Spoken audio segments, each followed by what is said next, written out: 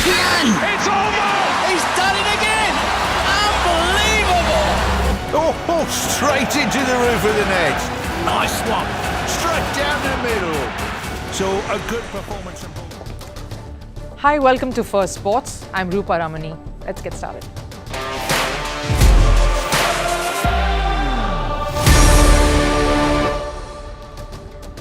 The Formula One saga is getting more and more murky and rather interesting, and the story is developing every day. FIA is under fire, of course, but Red Bull, the team that was to beat, is looking all deadbeat now. Murmurs of the top driver, their lead racer, jumping ship is going around. Could Max Verstappen make an unceremonious exit from his team? And what about the comebacks from unceremonious exits? Simona Halep has fought hard and all of that has paid off. Halep ban has been removed, but what lies ahead now for the 32-year-old? And a Pakistan boxer vanishes after stealing from his teammate in Italy. What is the story behind Pakistan athletes disappearing in foreign lands? Stay on for all of this and more, but first, Sports 360. FIA President Ben Sulayem faces fresh allegations now, this one connected with the Las Vegas Grand Prix. Reports say Sulayem allegedly told officials not to certify the circuit last year. He reportedly wanted false issues on the track to be identified so that FIA could withhold the license. This claim was made by the same whistleblower who also accused him of manipulating results of the Saudi Grand Prix. Over in cricket, the fifth and final test between India and England is set to start in Dharamshala tomorrow, and India captain Rohit Sharma has taken a dig at the statement England opener Ben Duckett made on Yashasvi Jaiswal being inspired by baseball. On being asked to comment about it at the press conference, Rohit cheekily said Duckett might not have seen Rishabh Pant bat in Test cricket. In the Women's Premier League, former South African pacer Shabnim Ismail has recorded the fastest delivery in women's cricket. Ismail clocked a speed of 82.08 miles per hour during the WPL match last night between Mumbai Indians and Delhi Capitals. It was the first time in women's cricket that a ball was bowled at a speed greater than 80 miles per hour. India's domestic cricket side Vidarbha secured a 62-run win over Madhya Pradesh in the other Ranji Trophy semi-final. Vidarbha will now face Mumbai in the final. This will be Mumbai's 48th Ranji Trophy final appearance, whereas Vidarbha will play their third final. They won the last two that they appeared in. And over in football in the Champions League, Bayern Munich beat Lazio 3-0 in the second leg. Bayern, with a 3-1 aggregate, now qualified for the quarterfinals. In another round of 16 game, Paris Saint-Germain's Kylian Mbappe scored twice in a 2-1 win over Real Sociedad. PSG advanced to the quarters with a 4-1 aggregate. And police raided Catalan Football Federation headquarters in Barcelona. Employees were barred from entering the building on February 5th during the raid.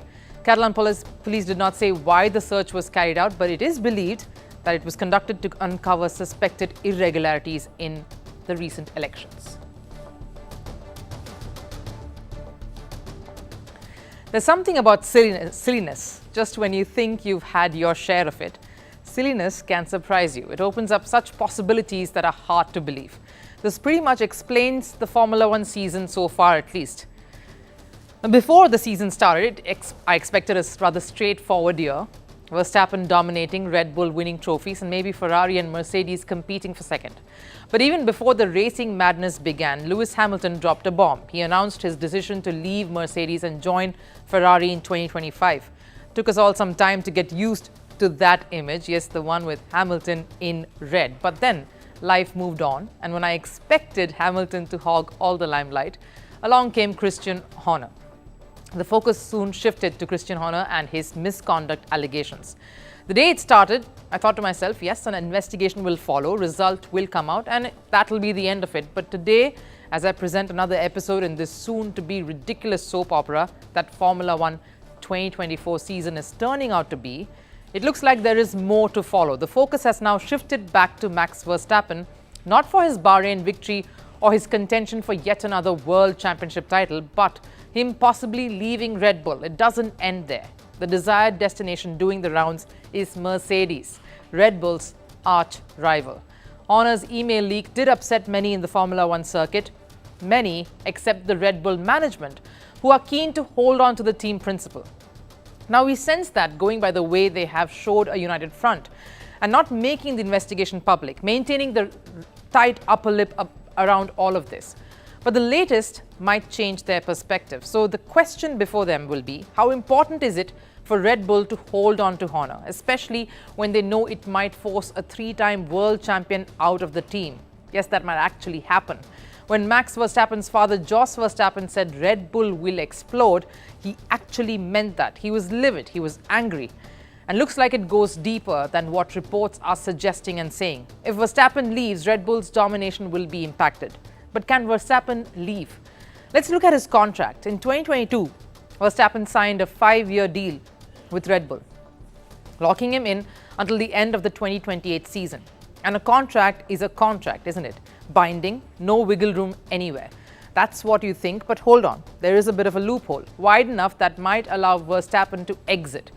It's believed Verstappen's contract is tied to Red Bull advisor Helmut Marko, the very same Marko who found Hamilton's move to Ferrari strange. Now Marko has been a leading voice at Red Bull since 2005, a senior hand in the running of the ship, and he also shares a close relationship with Verstappen. But last year, there was a lot of backroom jostling to push Marko out the door. And guess who it was? Who was behind all of this? Reportedly responsible for trying to push Marko out, it was Christian Horner. And only upon Max Verstappen's insistence did Marko sign a new deal until the end of the 2026 season. So you see, the bond between Verstappen and Red Bull goes via Helmut Marko.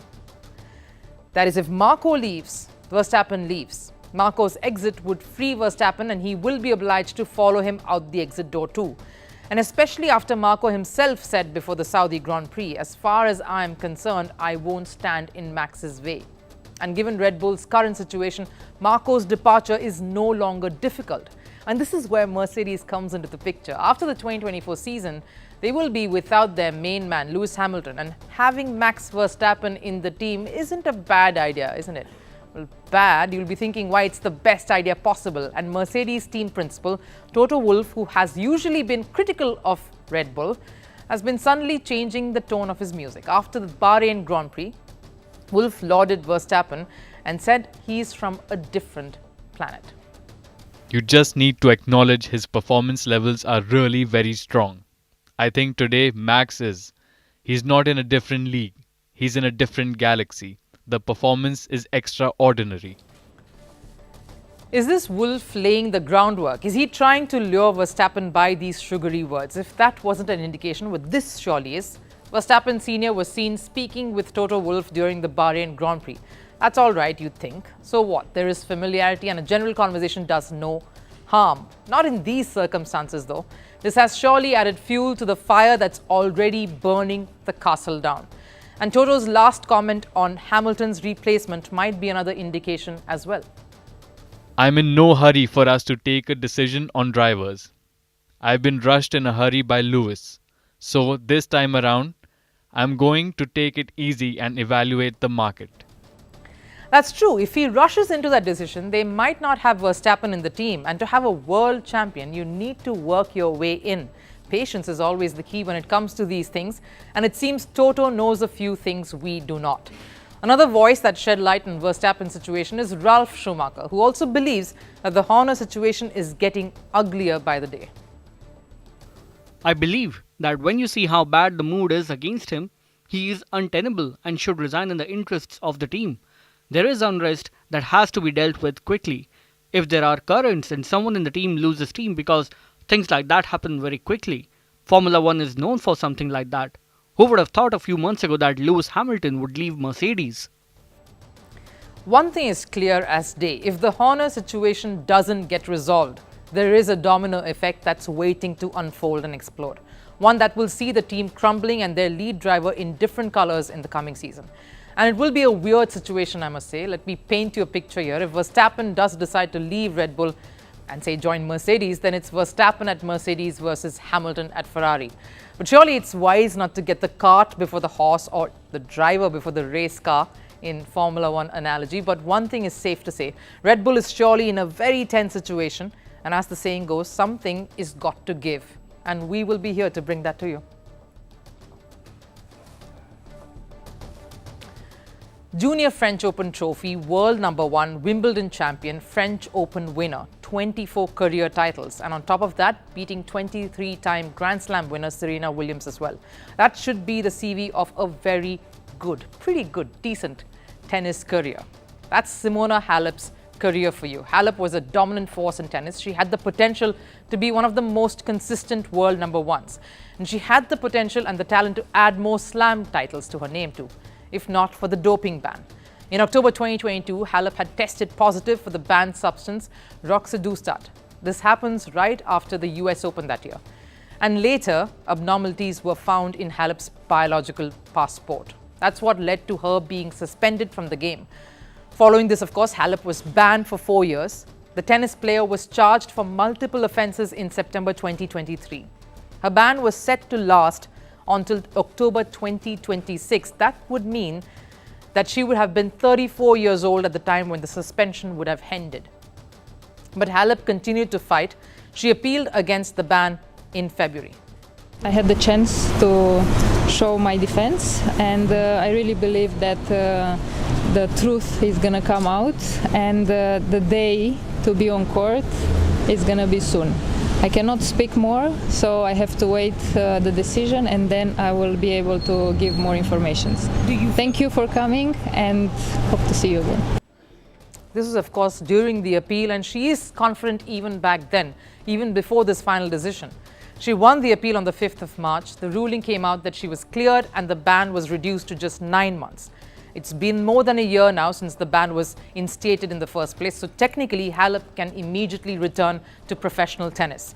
Her career has been on hold for more than a year now, so Halep at 32 is waiting to get back to the thing that she loves doing the most, which is play tennis. So what really happened after the ban? Simona Halep decided to sue the Canada-based sports nutrition company, saying she was not aware of the implications and she can't be put at fault for consuming something she had no knowledge of, and something that would result in this ban. The Court of Arbitration for Sport, or the CAS, accepted this. The CAS judges also awarded Halep $22,650 towards her legal fees. Having carefully considered all the evidence put before it, the CAS panel determined that Ms. Halep had established on the balance of probabilities that the roxadustat entered her body through the consumption of a contaminated supplement which she had used in the days shortly before 29 August 2022, and that the roxadustat, as detected in a sample, came from that contaminated product. Imagine that then. Just last week, we witnessed a footballer getting banned at a time when a comeback is a massive fight, and playing at the highest level, and more importantly, at the same intensity that you did when you left the sport at, is a huge challenge. Simona Halep sits at that curve now, at 32, with so much tennis months lost. If the fight to overturn the ban was just as tedious, you can imagine what the journey ahead will entail. A ban, any form of a pause to a career when you are entering your 30s, can simply derail you. We've seen that happening in the past with many athletes. The will to fight is knocked out, but Halep sounds confident.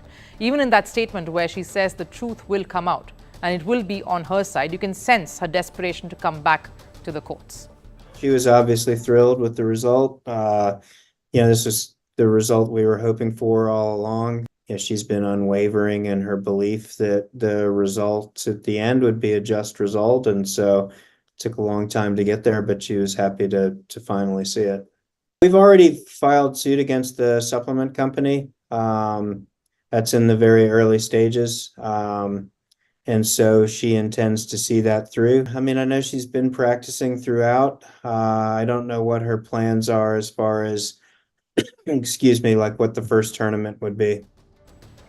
What can be a realistic target then now for her? It's believed she might get a wildcard entry to this year's French Open, but it isn't confirmed just yet. So what are the challenges Halep faces now? One, of course, is perception, the biggest one. She'll fight the perception of how the world views her now. Sportspersons fight every day to shut out the noise and the opposition and focus from within. Halep will have to do more of that now. And what about the physical challenge of the opponents that lie in front of her? There are many tenacious fighters in the women's draw waiting to unleash their best, and she will be up against them all. Now, I understand age is just a number, but has she still got it to put down some of the young guns on the circuit? The one thing that, of course, is that she won't get to face Serena Williams anymore, the same Serena Williams who took a dig at Simona Halep after she was banned. Halep had stopped Williams from winning her 8th Wimbledon title in 2019. Halep had defeated Williams in straight sets to clinch her maiden Wimbledon crown. And when Halep had gotten banned, Serena had tweeted that 8 is a better number, hinting that the ban could result in Serena being awarded that Wimbledon title. But Halep successfully managed to revoke that ban, thus keeping her titles. So now Halep fans are roasting Serena for her remark back then. But let's park this banter to the side.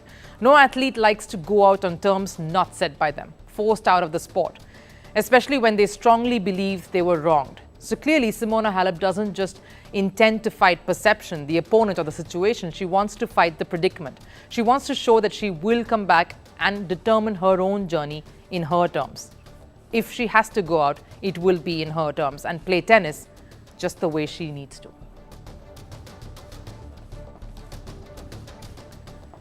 Now, there are two ways to look at this story. One is with sympathy, of course. Sports is not an easy profession to make money in, especially when it is not one of the most popular disciplines in your country.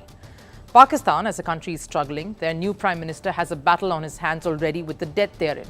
So for anyone to earn a living there, more so a sports person, is not too easy. Hence. But there is, of course, another way to look at this in a more lighter note, because there is so much going on around you as it is. So here goes. Pakistan boxer Zohaib Rasheed was in Italy. He was competing in a Paris Olympic qualifier event. So maybe he thought, why not try and make it to Paris, which is not so far away from where he was. So he decided to steal money from his teammates and run away. At least this version brought a bit of a smile to your face. But either way, this is not the first time something like this has happened. Take a look.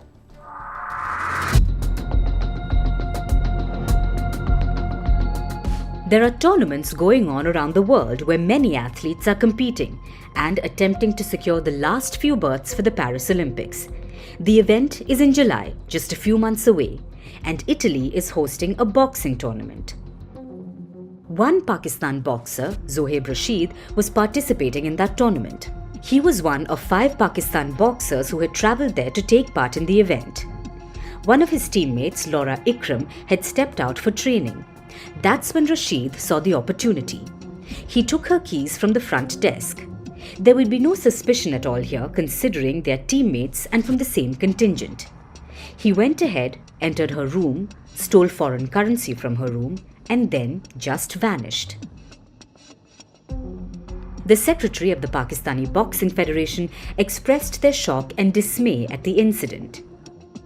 It is most embarrassing for the federation and the country the way Zohaib Rashid has behaved, as he had gone there as part of a 5-member squad to take part in an Olympic qualifying tournament.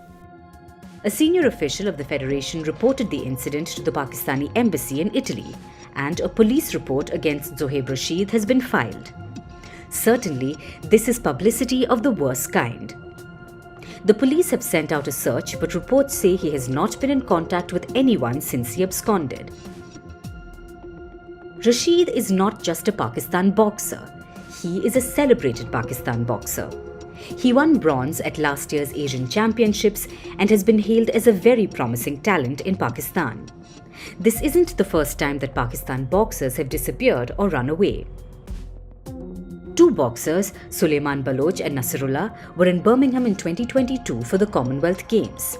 And just as the Ram was leaving for Islamabad, it was discovered that these 2 athletes were indeed missing. Cricketer Zulkarnain Haider went missing from Pakistan's training session in Dubai in 2010. He fled to London. Reports said that he was being forced to fix a match against South Africa and was being threatened. He fled fearing for his life. He announced his retirement and even sought asylum in London. After a year, he was given assurances of safety by the Pakistan government, and that's when he came back home. So clearly, it isn't easy being a Pakistan athlete. You're living every day to fight and survive, and every story is different. So while it may bring a smile to read someone stealing a bit of money and running away, the thought of doing so to get away from anything oppressive or run towards a better life is what seems heartbreaking.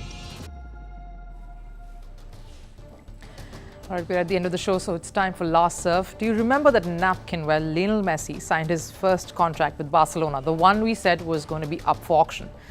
The date is set on 18th of March, and currently it's at display at a New York museum in case anyone decided to take a closer look at it for the bids.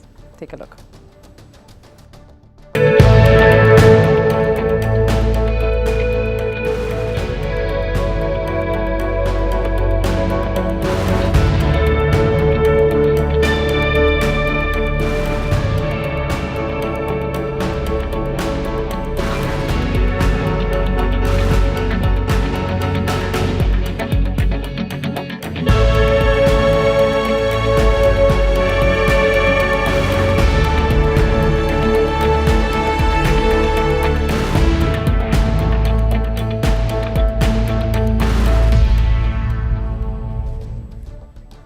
That wraps up Firstpost here today. I'll see you again tomorrow at 7 p.m. Till then, of course, take care.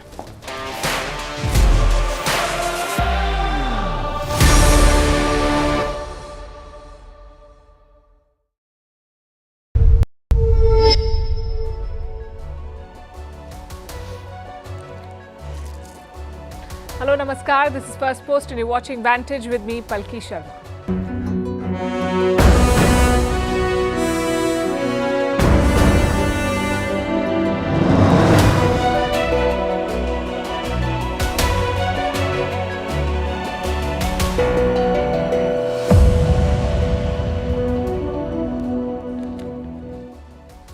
China is preparing for war. Says who? Beijing itself. Their president keeps telling his army to get ready, and now their premier is talking about taking Taiwan by force.